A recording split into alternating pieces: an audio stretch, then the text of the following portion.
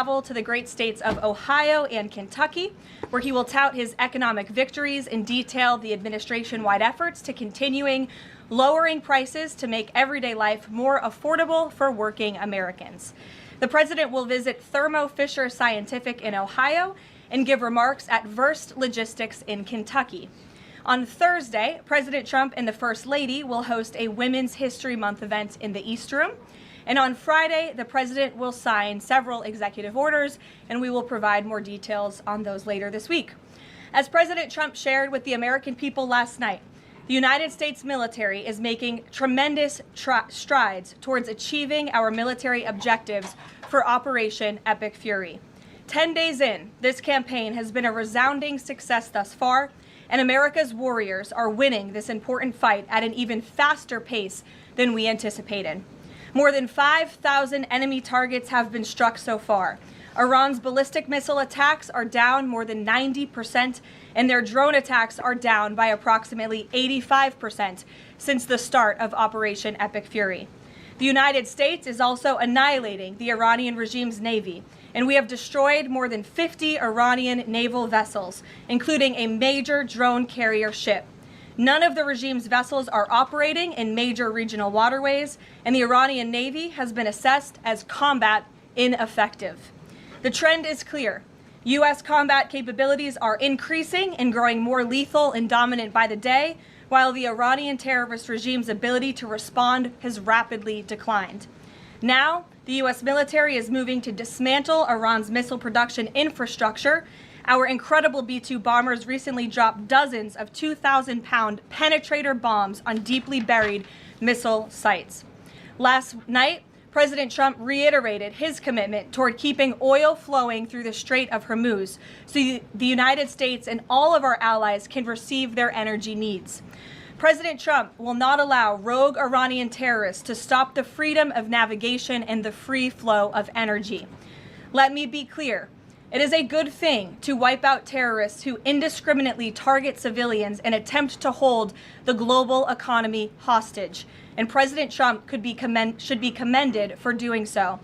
As the president made unequivocally clear to the remaining elements of this terrorist regime in his statement yesterday, if they do anything to stop the flow of oil or goods within the Strait of Hormuz, they will be hit by the world's most powerful military 20 times harder than they have been hit thus far. Moving forward, the stated objectives for Operation Epic Fury remain the same: destroy the terrorist regime's ballistic missiles, raise their Iranian missile industry to the ground, ensure their terrorist proxies can no longer destabilize the region, and ensure that Iran never obtains a nuclear weapon. President Trump remains confident these goals will be accomplished in swift fashion. As for the oil, President Trump fully expected the rogue Iranian regime to try and disrupt the global markets. That's why President Trump and his energy team have been planning for this long before the strike and have moved quickly to address these temporary disruptions. Thus far, the Trump administration has offered political risk insurance to tankers operating in the Gulf. The Treasury temporarily waived certain oil-related sanctions, and the Commander-in-Chief has offered the U.S. Navy to escort tankers when necessary. The president and his energy team are closely watching the markets, speaking with industry leaders, and the U.S. military is drawing up additional options following the president's directive to continue keeping the Strait of Hormuz open. I will not broadcast what those options look like, but just know the president is not afraid to use them. Rest assured to the American people, the recent increase in oil and gas prices is temporary, and this operation will result in lower gas prices in the long term. Once the national security objectives of Operation Epic Fury are fully achieved, Americans will see oil and gas prices drop rapidly, potentially even lower than they were prior to the start of the operation. And we will live in a world where Iran can no longer threaten the United States or our allies with a nuclear bomb. On another matter here at home, President Trump is urging Congress to pass the Save America Act, one of the most critical pieces of legislation in our nation's history. The Save America Act is overwhelmingly popular with all Americans because each provision is rooted in common sense.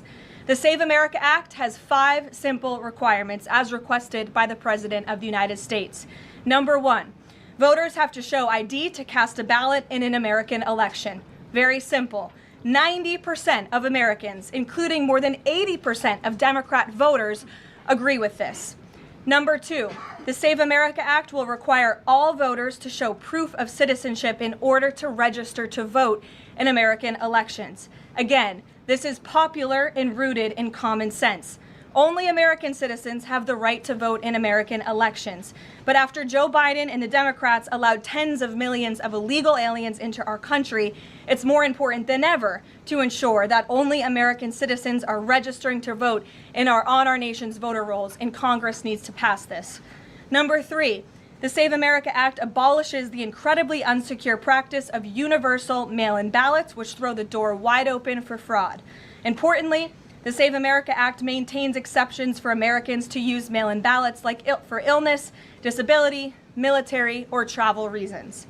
The bipartisan 2005 report of the Commission on Federal Election Reform, chaired by, of all people, former President Jimmy Carter and former Secretary of State James Baker, concluded that, quote, absentee ballots remain the largest source of potential voter fraud, and it is time for Congress to finally address this.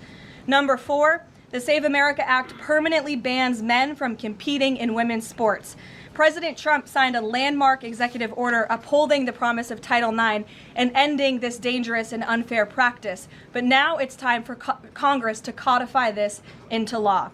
Number 5, the Save America Act bans transgender mutilation surgery for children. Again, President Trump signed a common sense executive order to do this and kept his promise to the American people, but now Congress needs to do the same and codify it.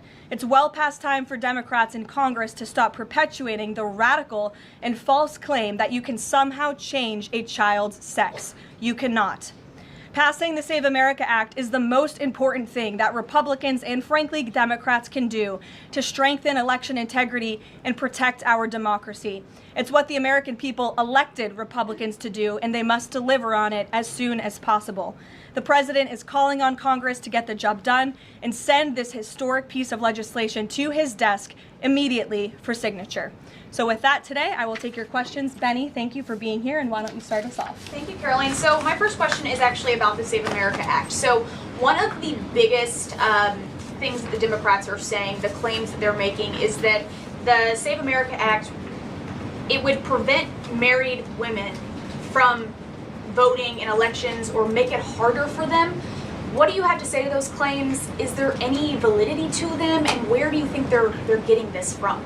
There is zero validity to these claims, and I'm glad that you brought them up, because you have the Democrats who have created this myth, and it has been perpetuated, unfortunately, by many in the mainstream media. Let me be very clear. The Save America Act does not prohibit anyone from voting, with the exception of illegal aliens. And the greatest way to disenfranchise American citizens from voting in American elections is to allow illegal aliens to vote, which is what Democrats want to do. We see it taking place in Democrat jurisdictions at the state and local level across this country. So the Save America Act corrects that.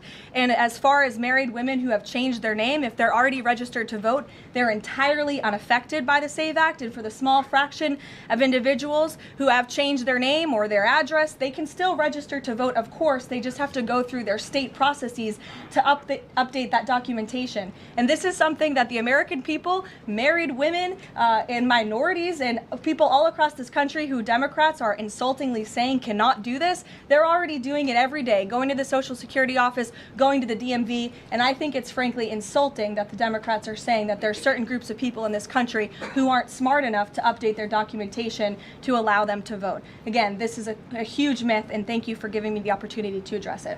Of course, and then just one more question about DHS. The funding issue has been 3+ weeks now. I was at the airport this morning in St. Louis, Missouri, and it was early in the morning, and one of the TSA agents, I saw her, she was kind of tearing up, she was crying, and I asked her, I was like, what's wrong? And she was like, I can't make my phone payment, I can barely make my car payment that's coming up. I think a lot in the Beltway, there's so much noise between Democrats, Republicans. It's the Democrats' fault, it's the Republicans' fault. But what is the White House's message to the American people that are struggling because they're not getting that paycheck? It's take away the politics. What do you have to say to those people? President Trump wants the Department of Homeland Security He wants TSA, he wants FEMA, he wants the brave men and women of our United States Coast Guard to receive their paychecks, and he wants this department to be fully funded and fully reopened. And so to any American out there who is struggling without a paycheck, we know there's more than 100,000 of you across the country. To any American out there who is showing up to an airport and facing incredibly long wait times and lines, call your Democrat member of Congress and tell them to fund the Department of Homeland Security. That's what President Trump wants to do, and it's completely ridiculous that the American people are suffering as a result of these partisan games that are being played by Democrats on Capitol Hill. Thank you. Steve. You said the operation was going faster than anticipated. What is your current timeline for how long the war will last? So look, as you know, Steve, the president and the U.S. military's initial timeline was about 4 to 6 weeks to achieve the full objectives of Operation Epic Fury. Again, to destroy their missiles and their ability to make them, destroy their navy, permanently deny them nuclear weapons forever, and to, of course, weaken their evil terrorist proxies in the region. We know that the U.S. military and our brave warfighters are quickly and expeditiously executing these objectives well ahead of schedule, but ultimately the operations will end when the commander-in-chief determines the military objectives have been met, fully realized, and that Iran is in a position of complete and unconditional surrender, whether they say it or not. Does the president still want Iran's unconditional surrender? Well, when President Trump says that Iran is in a place of unconditional surrender, he's not claiming the Iranian regime is going to come out and say that themselves. What the president means is that Iran's threats will no longer be backed by a ballistic missile arsenal that protects them from building a nuclear bomb in their country. I could make an empty threat, but if I have no actions to back it up, then it's an empty threat. And so President Trump will determine when Iran is in a place of unconditional surrender, when they no longer pose a credible and direct threat to the United States of America and our allies. Adriana. Can you explain why the Energy Secretary posted and then appeared to have deleted a post on X saying that the U.S. Navy escorted an oil tanker through the Strait of Hormuz? Yes, I was made aware of this post. I haven't had a chance to talk to the Energy Secretary about it directly. However, I know the post was taken down pretty quickly, and I can confirm that the U.S. Navy has not escorted a tanker or a vessel at this time, though, of course, that's an option the president has said he will absolutely utilize if and when necessary at the appropriate time. And if this was something that was posted erroneously, could it be because of a staffer? What, I guess, will there be any consequences for this? I know you still have to consult, but just generally speaking. Again, I would defer you to the Department of Energy to answer that question. And if I could just follow up really quickly. Sure. In terms of oil sanctions, the president said that there would be some sanctions that would be lifted. Would those be on Venezuela, Russia? Could you give some specifics there and then timing for that as well? Sure. I know it's something that the Treasury Department and the president's energy team continue to discuss, and they will ultimately consult with the president before decisions are made. I don't have any announcements on new sanctions or the lifting of new sanctions for you today. Alex. Thank you. Reuters has reported that about 150 U.S. service members have been injured so far. Can you confirm that number and elaborate on that? I can't confirm the exact number. I know it's within that ballpark, but I would defer you to the Pentagon for a specific number of wounded or injured thus far. And then secondly, if I can, I wanted to ask about, there was a briefing on the Capitol Hill today, and some senators came out and said they were more convinced than ever that there would be U.S. boots on the ground. Senator Blumenthal said that, in fact. Your reaction to that and any update on President Trump's thinking about it? Look, I would say that Democrats on Capitol Hill are clearly being quite disingenuous. 3 years ago, not a single Democrat voted against the resolution condemning Iran as the world's leading state sponsor of terror. Yet now, with President Trump as commander-in-chief finally taking the action that so many Democrats have called on the commander-in-chief to do for many, many years, to wipe out the threat of a rogue Iranian terrorist regime, now all of a sudden Democrats are playing politics with this long-standing bipartisan policy of the United States, and 53 of them in the House recently voted against the resolution condemning Iran as the world's state sponsor of terror. So I wouldn't take Democrats at their word. As for boots on the ground, the president has talked about this repeatedly. Wisely, he does not rule options out as commander-in-chief. So again, I would hesitate to confirm anything that a Democrat on Capitol Hill says right now about the president's thinking. Garrett. John, you outlined to Steve the military components of what would be involved in ending this war, but it seems like there's a political component too. The president said to Fox earlier today that he doesn't believe the new Ayatollah can live in peace. He made a variety of comments suggesting that he should be involved in picking the new Iranian leader. Is the ending of this war also contingent on Iran selecting a leader that the president finds acceptable? And if so, how is that not the definition of a regime change war? Look, as President Trump has blatantly and frankly stated, it's obviously within the best interest of the United States and the West to no longer have a radical terrorist in charge of Iran, especially as we see their reaction to Operation Epic Fury. They had their missiles turned towards our Gulf and Arab partners in the region.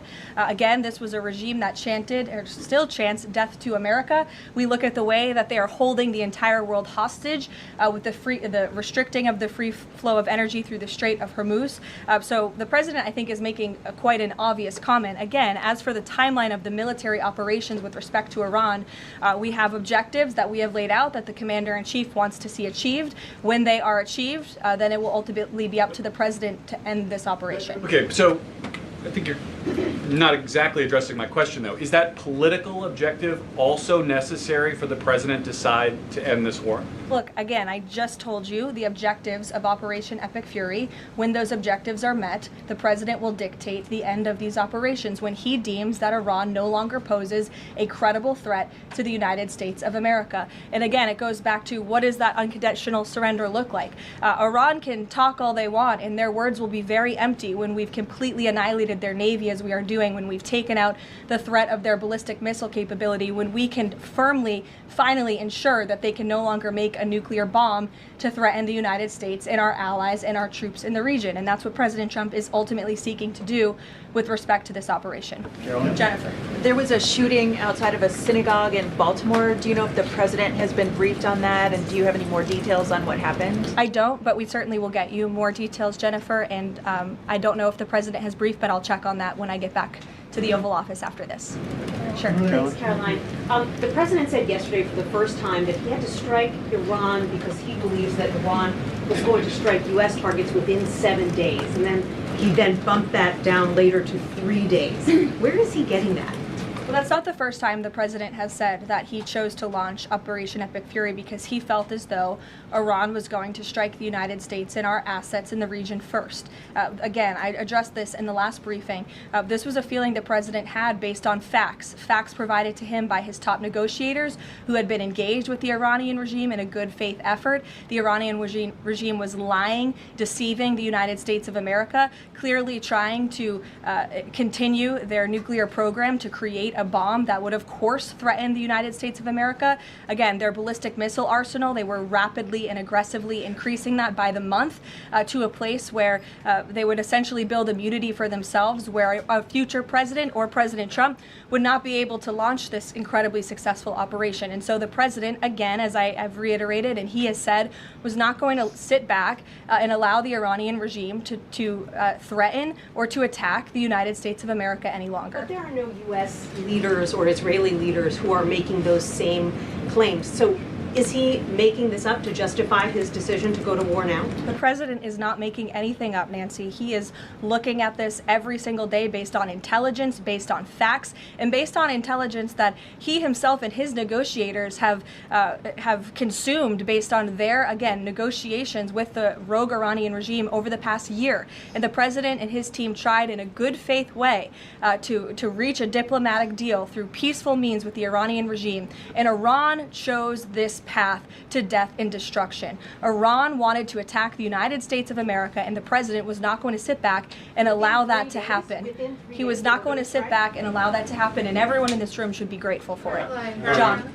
Thanks a lot, Caroline. 2 questions for you. One has to do with a follow-up to your statement that you made at the beginning of the briefing regarding the Save America Act. Sure. Yesterday, the Senate Majority Leader John Thune spoke on the effort to potentially have a filibuster broken, the rules for the filibuster broken. He said the votes aren't there, one, to nuke the filibuster, and the votes aren't there for a talking filibuster. He says That's the reality. What's your reaction to what Senator Thune said? Look, I think President Trump, the urgency behind his need to pass the Save America Act and his desire to get this country-saving legislation passed has been made quite clear. He wants all options on the table, and he wants the Senate to move as quickly as possible through whatever means necessary. And then secondly, just regarding the president's trip tomorrow, looking ahead, why Ohio and why Northern Kentucky?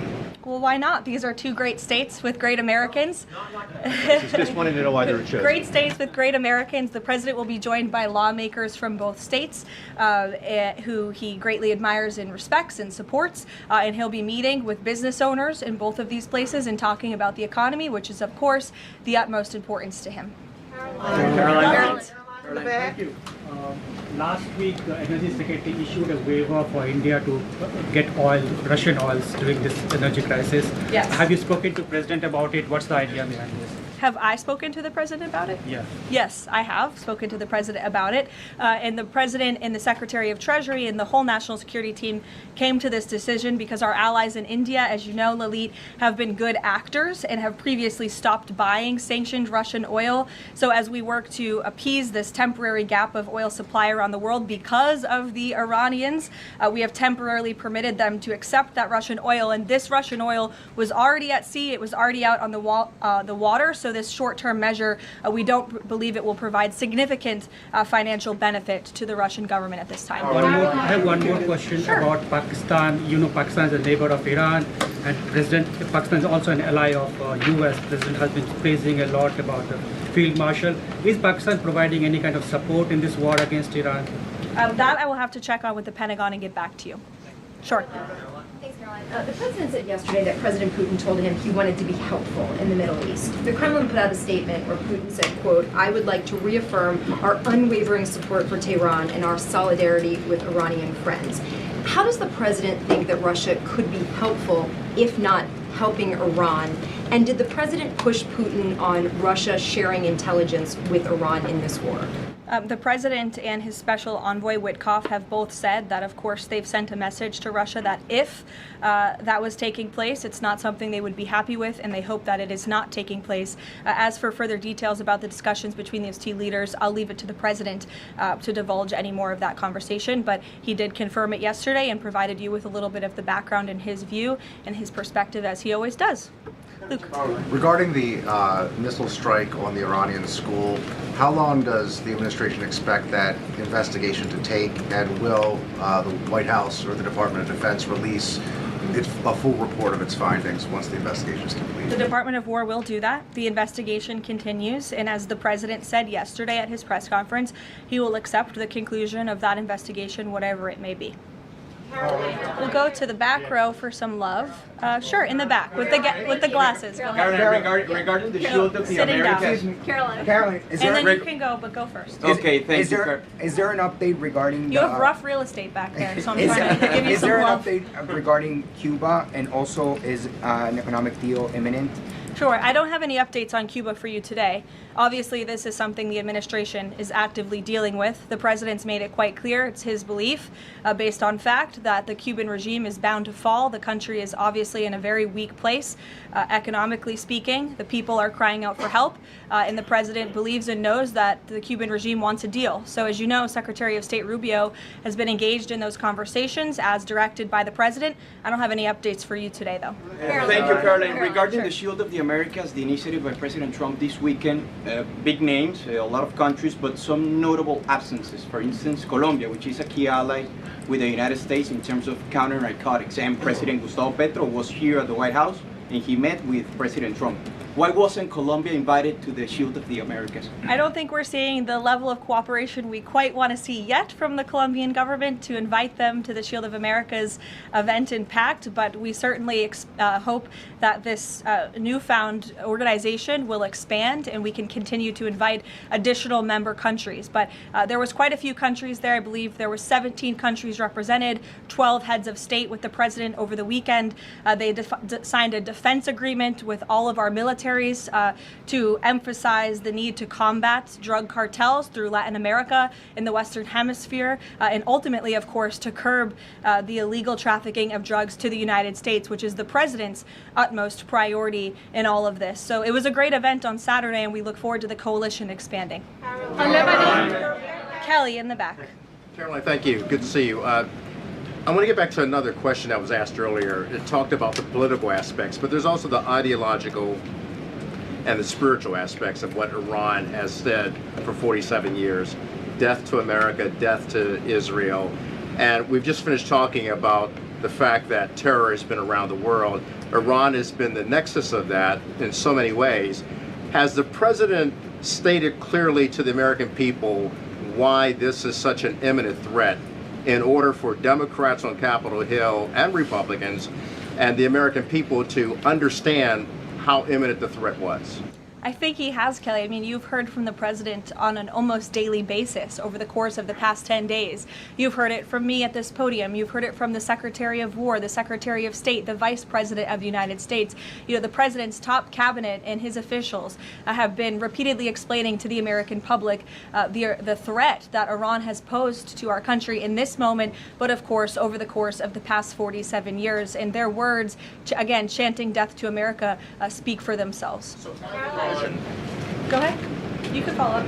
Why the division within the American people? I realize that we have the people are talking about the War Powers Act, they're talking about all kinds of issues, but have people forgotten just how imminent that threat was? If they keep saying death to America and death to Israel, they mean it. Look, I don't think the American people have forgotten, but I think Democrats on Capitol Hill, they have not forgotten, but they are just so plagued with this resistance to President Trump on everything that they do that, again, they can't even rally behind the common sense, bipartisan, long-standing principle of the United States of America that Iran absolutely poses a threat to the United States, that Iran is the world's leading state sponsor of terrorism.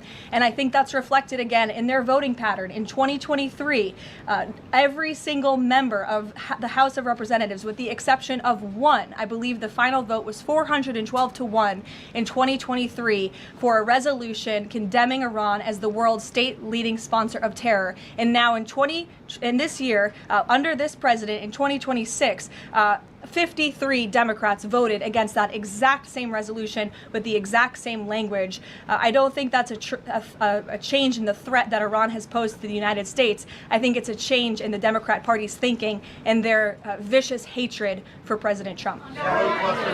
Danny? Sure. The national threat level, following on Kelly, what's the national threat level right now because of this death to America, death to Israel issue? I believe the Department of Homeland Security and the FBI have repeatedly and continuously provided updates on the threat level to the homeland. I don't want to speak on it out of turn from up here, but of course, the federal government is continuing to coordinate and partner with local law enforcement agencies across the ground to thwart potential threats to the homeland. This is something the administration obviously takes very seriously. We are thwarting threats that, frankly, most Americans don't know about because they never make headlines, but that's the great work that the Department of Homeland Security is doing, and it emphasizes and underscores the point of why Democrats need to fund and reopen fully the Department of Homeland Security right now. Danny? On the Iranian school, why did President Trump say yesterday that Iran may have Tomahawk missiles when there are only 3 other U.S. allies plus the U.S. that have those missiles and therefore could... Look, again, as the president said yesterday, he will accept the conclusion of this investigation by the Department of War. I know there's been a lot of speculation in the media about who may be responsible for this. We're not going to get ahead of the Department of War and the conclusion of that investigation. The president has a right to share his opinions with the American public, but he has said he'll accept the conclusion of that investigation. And frankly, we're not going to be harassed by the New York Times, who's been putting out a lot of articles on this, making claims that have just not been verified by the Department of War, to quickly wrap up this investigation because the New York Times is calling on us to do so. Thank you. Hi, thank you so much. Carolyn, with the DHS currently under a partial Democrat shutdown, does the administration have any specific concerns about potential impact on Homeland Security or intelligence monitoring of sleeper cells inside the United States? And do you have any comment on the bombing, the two individuals that bombed New York City or tried to? Yeah, it was absolutely despicable to see that attack in New York City. I know the FBI is investigating, and the Department of Justice and SDNY have announced they are charging those two individuals and alleged terrorists, and I know they won't rest until justice is sought in this case. Daniel. Thank you, Caroline. Appreciate it. Millions of Americans are filing taxes for the first time since the president signed the One Big Beautiful Bill Act into law. New reports say that new IRS data says that the average federal tax refund is around $3,800, a little bit up from the last period of last year. Does the president believe that the average federal tax refund increasing this year could provide a little bit more economic growth, something that he's been very focused on as the year progresses? Absolutely, and Americans are going to start benefiting from the fruits of President Trump and Republicans' labor through the passage of the One Big Beautiful Bill and these historic tax cuts. We are midway through tax season, so just to provide an update from the Treasury Department that just went out moments ago, nearly 63.5 million tax returns have been processed thus far, 45% of the anticipated total number of tax returns by April 15th, so don't forget to file your taxes, people. And the average refund this year is more than $3,700. And we know that more than 27.5 million individuals who have filed their tax returns thus far have claimed at least one of President Trump's new tax cuts. Over 3.5 million returns have claimed no tax on tips. Over 15.5 million returns have claimed no tax on overtime. Over 9.2 million returns have claimed the enhanced deduction for seniors. And over 690,000 returns have claimed no tax on car loan interest. And another amazing statistic, nearly 3.5 million Trump accounts have been opened for children in our country thus far. So we look forward to, I know the Treasury Department continues to look forward to seeing these checks go out the door and into the pockets of hardworking Americans, and the president will be meeting with them himself tomorrow on the road in both Ohio and Kentucky, and we look forward to seeing you all there. Thank you, guys. Thank you, Caroline.